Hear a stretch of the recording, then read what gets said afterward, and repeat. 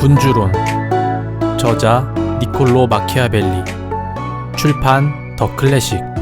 246페이지 8,800원. 군주국의 다양한 종류와 그 획득 방법들. 인간에 대해 지배권을 가졌거나 가지고 있는 모든 국가 및 모든 통치체제는 과거는 물론 지금까지도 공화국 아니면 군주국이었습니다. 군주국은 통치자가 몇 대에 걸쳐 오랫동안 같은 가문으로부터 내려오는 세습 군주국이거나 신생 군주국입니다. 신생 군주국은 프란체스코 스포르차가 통치하는 밀라노처럼 완전히 새롭게 탄생한 군주국이거나 에스파냐 왕이 통치하는 나폴리 왕국처럼 기존의 세습 군주국의 군주에게 정복당해 그 일부로 새로 편입된 군주국입니다. 이런 방식으로 편입된 영토는 군주의 통치를 받으며 사는 데에 익숙한 곳과 그와는 반대로 자유롭게 사는 데에 익숙한 곳으로 구분할 수 있습니다. 그리고 그러한 영토를 획득하는 방법에는 타인의 무력을 이용하는 경우와 자신의 무력을 사용하는 경우가 있으며 운명에 의한 경우와 역량에 의한 경우가 있습니다. 2장. 세습 군주국. 공화국에 대한 논의는 다른 책에서 충분히 논의한 바가 있기 때문에 여기에서는 다루지 않겠습니다. 지금부터는 오직 군주국에 대해서만 고려하려고 합니다. 즉 앞에서 제시한 순서에 따라서 이 군주국들을 어떻게 통치하고 유지할 수 있는지를 논의하겠습니다.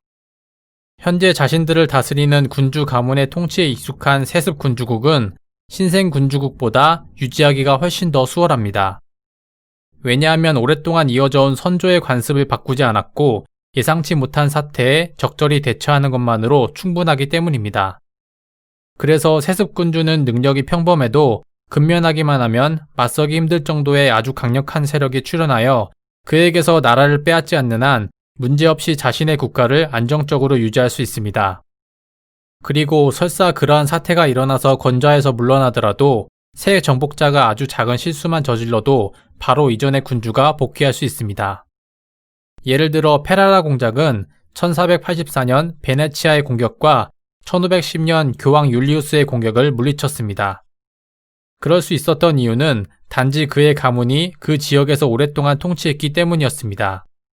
세습군주는 신생군주에 비해서 백성을 괴롭힐 이유도 없고 그럴 필요도 별로 없습니다. 당연히 백성으로부터 더 많은 호감을 얻습니다. 따라서 군주가 상식밖의 악행으로 미움을 사지 않는 한 백성은 자연히 그를 따릅니다. 게다가 군주 가문의 통치가 오래 지속될수록 백성이 가지고 있던 급진적 변화에 대한 기억과 동기들은 희미해지게 마련입니다. 세상에서 발생하는 어떠한 변화든지 또 다른 변화를 만들어낼 여지를 남기기 때문입니다. 3장. 복합 군주국. 신생 군주국의 착각, 그로 인한 어려움. 그러나 신생 군주국은 어려운 문제들이 많습니다. 전적으로 새롭게 생긴 것이 아니고 기존의 군주국에 병합되었다면 모든 신생 군주국들이 겪는 자연 발생적인 어려움을 겪습니다. 즉 사람들은 스스로의 힘으로 자신들의 처지를 개선할 수 있다고 믿으면 기꺼이 지배자를 갈아치우려 하고 그런 믿음으로 지배자에게 무기를 들고 저항합니다. 그러나 그들은 착각한 것입니다. 그들은 현실에서 더 악화된 상황과 맞닥뜨릴 것이기 때문입니다. 신생 군주는 자신의 군대를 통해서 또한 국가를 정복하는 데에 따르는 무수히 많은 가혹행위를 통해서 항상 새롭게 편입된 백성들에게 피해를 줄 수밖에 없습니다. 그러한 상황이 자연스럽고 일반적으로 필요하기도 합니다. 그래서 결과적으로 다른 군주국을 병합하고 확장하는 과정에서 피해를 준 모든 사람들을 적으로 만들게 됩니다.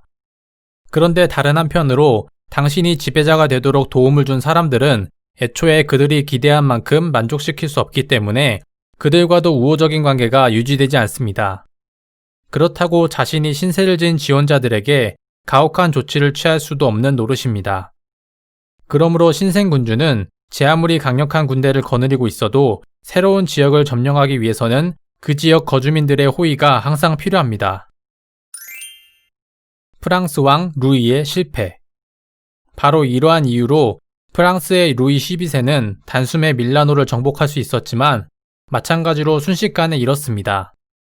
루도비코 스포르차의 군대가 스스로의 힘만으로도 일거의 루이 12세를 몰아낼 수 있을 만큼 충분히 강해졌는데 왜냐하면 루이 왕에게 성문을 열어주었던 사람들이 기대했던 만큼 향상된 삶을 누리지 못하자 새로운 군주가 야기한 불편함을 참지 않고 지지를 철회했기 때문입니다. 재점령하는 경우.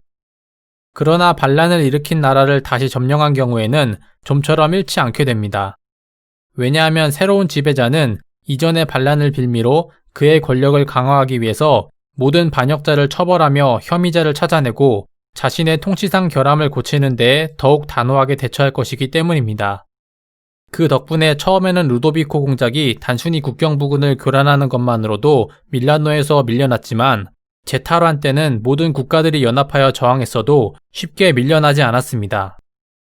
그럼에도 불구하고 어쨌든 프랑스인들은 2번씩이나 밀라노를 잃었습니다. 같은 문화권의 영토를 정복했다면 전 군주만 없애라. 지금까지 밀라노를 잃었던 일반적인 이유들을 논의하였습니다. 이제는 밀라노를 2번째로 잃었던 이유를 구체적으로 논의하고 프랑스 왕이 어떤 해결책을 가지고 대처했는지를 살펴보겠습니다. 유사한 처지에 있는 지배자라면 어떻게 하면 점령한 영토를 프랑스 왕보다도 더 잘 유지할 수 있을지 알 수 있을 것입니다. 우선 정복자가 오랜 시간 통치해온 본국에 새로운 영토를 병합한 경우 그곳이 동일한 언어를 사용하는지 동일한 지역에 있는지 살펴봐야 합니다. 이에 따라서 많은 것이 달라지기 때문입니다. 그런 곳이라면 새로운 영토를 유지하기가 매우 쉽고 그곳이 자치에 익숙하지 못하다면 더 쉽습니다. 단지 그곳을 지배하던 군주의 가문을 없애버리는 것만으로 충분한 것입니다. 통치하던 가문이 없어진다는 것 외에는 변하는 것 없이 예전의 생활 양식과 관습을 유지할 수 있다면 백성은 평온한 삶을 지속할 수 있습니다. 프랑스가 오랫동안 병합하고 있는 부르고뉴, 브루타뉴, 가스코뉴, 노르망디가 그렇습니다. 이 지역들은 언어상의 차이는 약간씩 있었지만 관습이 유사했기 때문에 지금까지 별다른 어려움 없이 쉽게 어울려 살아갈 수 있었습니다. 따라서 동일한 문화권의 영토를 병합하여 유지하고자 마음먹었다면 다음의 2가지 정책을 명심해야 합니다. 첫째, 옛 군주의 가문을 확실히 제거해야 합니다. 둘째, 그들이 따르던 기존의 법을 바꾸지 않고 새로운 조세도 부과하지 않아야 합니다. 그렇게 하면 본국과 새로운 영토는 가장 빠른 시일 내에 통합되어 하나의 정치체제를 이룰 것입니다. 다른 문화권의 영토를 정복했다면 그곳에 정착하라. 그러나 새롭게 정복한 영토가 정복자가 통치하던 본국과 언어, 관습 및 제도가 다르다면 상당한 문제가 야기되며 이곳을 유지하는 데에 많은 운과 엄청난 노력이 필요합니다. 이때 가장 효과적이고 최선인 해결책은 정복자가 그 지역에 가서 친히 정착하는 것입니다. 그러면 점령한 지역을 보다 안정적으로 오랫동안 지배할 수 있습니다. 투르크가 그리스를 통치했던 정책이 대표적입니다. 만약 투르크가 직접 그리스를 통치하지 않았더라면 그리스를 확보하기 위해서 취한 그 밖의 다른 어떤 정책도 효과가 없었을 것입니다. 정복자가 직접 현지에 가서 살면 분쟁이 발생하자마자 즉각 알아서 효과적인 조치를 신속하게 내릴 수 있습니다. 현지에서 살지 않으면 사고가 일어나고 아무런 해결책을 찾을 수 없을 때가 되어서야 비로소 사태의 심각성을 알게 됩니다. 더욱이 직접 그 지역에 살면 당신이 임명한 관리들이 백성을 함부로 약탈하지 못합니다. 또한 백성은 통치자에게 직접 호소할 수 있다는 것에 만족해야 할 것입니다. 그 결과 순순히 행동하는 백성은 통치자에게 더욱 선량한 백성이 되고자 할 것이며 다른 뜻을 품고 선량한 백성이 되지 않는 자들은 당신을 두렵게 여길 만한 더 많은 이유를 가지게 될 것입니다. 또한 이러한 국가를 공격하고자 하는 외국 세력은 어느 누구라도 매우 주저하게 될 것입니다. 이 모든 점을 고려할 때 군주 스스로가 새로운 영토에 직접 정착하여 통치하면 결코 그 영토를 쉽게 빼앗기지 않을 것입니다. 식민지 건설이 효율적이다. 차선책은 정복한 영토의 거점이 될 수 있는 한두 곳에 군주국의 지원 역할을 할 식민지를 건설하는 것입니다. 그렇지 않으면 대규모의 보병이나 기병부대를 주둔시켜야 합니다. 식민지 운영이 비용이 거의 들지 않기 때문에 군주는 전혀 비용이 들지 않거나 아주 적은 비용만으로 식민지를 건설하고 유지할 수 있습니다. 식민지 건설로 피해를 보는 사람들은 새로 온 이주민들에게 자신들의 경작지와 집을 내주어야 하는 이들 뿐입니다. 국가의 전체의 관점에서 보았을 때 이런 식으로 피해를 보는 자들은 소수에 불과합니다. 더욱이 그들은 힘이 미약해지고 뿔뿔이 흩어져 버릴 것이기 때문에 군주에게 위협적인 요소가 되지 않습니다. 그 밖에 모든 다른 주민들은 한편으로는 자신들은 피해를 보지 않았다고 안심하고 다른 한편으로는 소수의 주민들처럼 자신의 소유물을 빼앗길까 두려워 오히려 군주에게 말썽거리가 되지 않도록 조심하게 됩니다. 결론적으로 말해서 식민지를 운영하는 것은 많은 비용이 들지 않고 그곳 주민들도 보다 충성스러워져서 문제를 거의 일으키지 않으며 단지 소수의 사람에게만 피해를 주는데 불과합니다. 소수의 피해 주민들도 힘이 약해지고 이곳저곳으로 뿔뿔이 흩어져서 군주에게 전혀 피해를 주지 않을 것입니다. 피해를 주려거든 확실히 주어야 한다. 이와 관련하여 유념해야 할 것은 사람을 다룰 때에는 그들이 하고 싶은 대로 할 수 있게 다정하게 대하거나 그것이 아니라면 아주 철저하게 짓밟아 뭉개버려야 한다는 것입니다. 왜냐하면 사람들은 사소한 피해에 대해서는 쉽게 보복하려고 들지만 엄청난 피해에 대해서는 감히 복수할 엄두조차 내지 못하기 때문입니다. 따라서 피해를 주어야 한다면 복수를 걱정할 필요도 없을 정도로 아예 확실히 주어야 합니다. 군대 주둔은 비효율적이다. 식민지 건설 대신에 군대를 파견한다면 훨씬 더 많은 비용이 듭니다. 왜냐하면 그 지역에서 발생한 모든 수입이 그 지역의 국경을 경비하는 데에 쓰일 것이기 때문입니다. 그렇게 되면 새롭게 취득한 영토는 오히려 군주에게 손해를 끼칩니다. 게다가 군대가 그 영토를 주둔하면서 이곳저곳 옮겨다니면 전체 지역에 피해를 주기 때문에 폐해가 더 커집니다. 그 지역 주민들의 민심은 흉흉해지고 점차 군주에게 적대심을 갖게 됩니다. 이렇게 시작된 적개심은 이후 매우 위험한 요소로 작용할 수 있습니다. 주민들은 비록 정복당했지만 자신들의 고향에 그대로 거주하고 있기 때문에 위험한 적으로 남아있게 됩니다. 따라서 모든 면을 고려했을 때 식민지 건설은 매우 효과적인 정책인 반면 군대의 파견 및 주둔은 비효율적이라 하겠습니다. 루이 12세가 성공했던 이유. 그러면 다시 프랑스 왕의 이야기로 돌아가서 지금까지 우리가 언급했던 것들 중에서 과연 어떤 것을 루이 12세가 실행했는지 살펴보겠습니다. 샤를 왕이 아니라 루이 왕을 검토하는 이유는 이탈리아에서 영토를 훨씬 더 오랫동안 유지했기 때문에 통치 과정을 더 상세히 살펴볼 수 있어서입니다. 여기서 우리는 루이 왕이 새로운 영토를 통치하기 위해서 시행해야 하는 정책들과 정반대로 시행한 것을 보게 됩니다.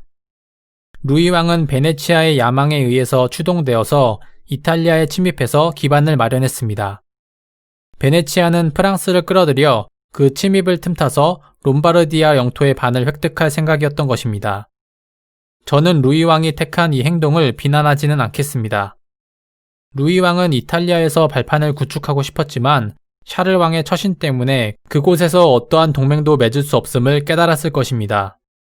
그래서 그는 동맹을 맺을 수만 있다면 어떤 동맹이라도 받아들이지 않을 수 없었습니다. 만약 다른 일에서 실수를 저지르지 않았더라면 그의 계획은 충분히 가치 있고 성공했을 것입니다. 루이 왕은 롬바르디아를 정복해서 샤를 왕이 실추시킨 명성을 즉각 되찾았습니다. 제노바는 항복했고 피렌체는 동맹국이 되었습니다. 만토바 후작을 비롯한 영주들과 루카, 피사 및 시에나의 백성들이 그의 동맹이 되려고 접근했습니다. 그제서야 베네치아는 자신들의 계책이 경솔했음을 깨달았습니다. 그들은 롬바르디아의 불과 몇 군데의 영지를 욕심내다가 프랑스 왕에게 전체 이탈리아 반도의 3분의 1을 차지할 수 있게 해준 것이었습니다. 상대방이 강해지도록 도우면 자멸한다. 루이 왕은 영토를 점령하고 유지하고자 하는 자들이 지켜야 할 원칙을 따르지 않았기 때문에 결국 롬바르디아를 잃었습니다. 전혀 놀랄 일이 아니고 당연히 예상할 수 있는 결과입니다. 발렌티노 공작이 로마냐 지방을 점령했을 때 저는 낭테에서 루앙의 추기경과 이 문제에 대해 논의한 적이 있습니다. 루앙의 추기경이 저에게 이탈리아인은 전쟁을 이해하지 못한다라고 말했을 때 저는 프랑스인은 국가 통치술을 이해하지 못한다라고 대답했습니다. 프랑스인이 국가 통치술을 이해했더라면 교회가 그렇게 막강한 권력을 획득하는 것을 결코 용납하지 않았을 것이기 때문입니다. 이탈리아에서 교회와 에스파냐 왕의 막강한 권력은 프랑스가 자초한 것이며 그들로 인해서 프랑스가 몰락한 것은 명백한 사실입니다. 이러한 사실로부터 절대 실패하지 않을 일반 원칙을 이끌어낼 수 있습니다. 상대방이 강력해지도록 도움을 준 자는 자멸을 자초한다는 것입니다.